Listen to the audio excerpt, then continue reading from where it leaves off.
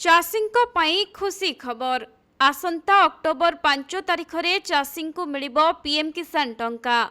महाराष्ट्र प्रधानमंत्री मोदी चाषी एकाउंट को पठाइबे योजनार 18तम किस्ती।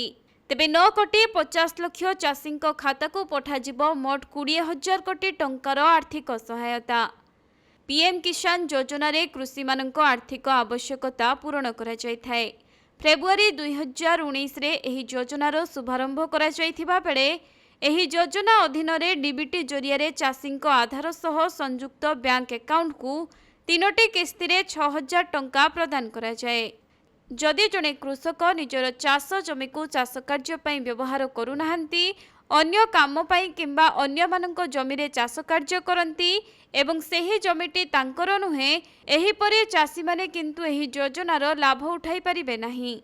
जदि जने कृषक चाष करूछंती किंतु जमी तांको बापा पिता किंबा जेजे बापांको नामरे रहिछि, तेबे से मध्य एही योजनार लाभ उठाई परिबे नाही।